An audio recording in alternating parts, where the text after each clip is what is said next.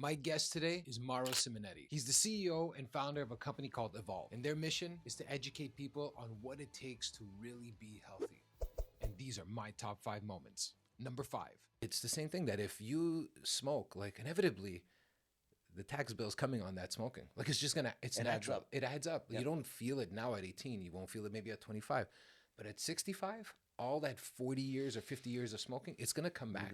I had started learning a lot more about what was unhealthy for me, what was healthy for me, but then also of how there is a mental aspect to it as well. And you achieved some solid stuff, man. I really like what, even for my clients to hear what you have to say about your journey would be amazing. But a lot of the stuff came in through our conversations of just understanding that a lot of them are internal decisions that you make, and then you kind of either idolize this decision you make or you value it too much, but you have to put things into question of like, maybe this thing that I'm doing isn't so good for me anymore.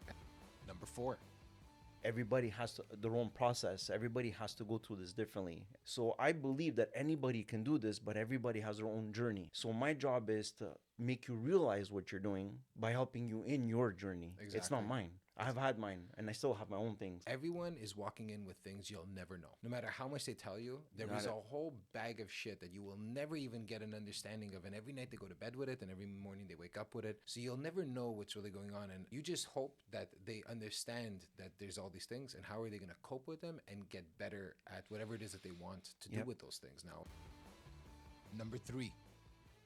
Every time I passed a grade in elementary school, my dad would say, "Bought you a dumbbell." Yeah. You lift harder now. That's it. Come on. Come on, you can do it. So my dad would be like, what do you want me to get you? So he'd buy me a toy, right? Yeah. So when I was 11, I told my dad, I don't want a toy this year. I said, I want a dumbbell set and a bench.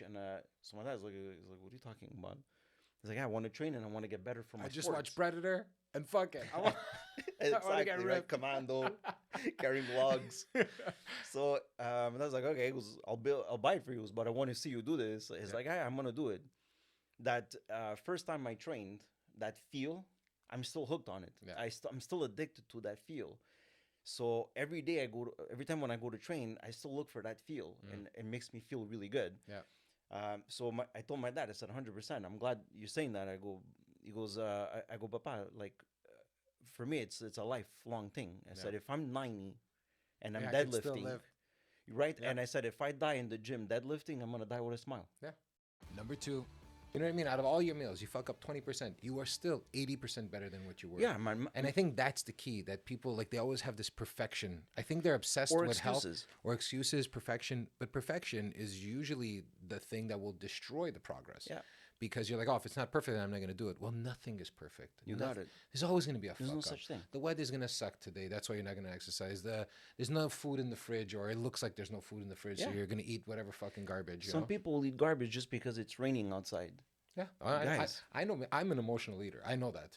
And I know for me that I know I'm not in a good state mentally by the way I eat. That I'm hungry at midnight and I'm smashing a fucking spoon of peanut butter. But that's a relationship that's been imprinted, right? So like what fucking happens... Joe, my brother, that's his fault. He used to bring me out for a Whopper at 2 a.m. because he wanted one. And now I love eating late night because of him. But I'm glad you just said that, because that's where I was going.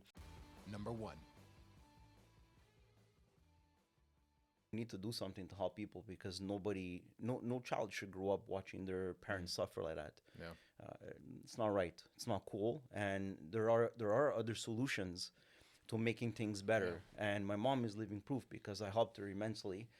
My mom's cardiologist is one individual who literally told my mom, had you not done what you did in terms of losing weight and doing things a little bit better, when she went in ambulatory shock in 2015, when she had to do heart surgery, he says, you would have never made it.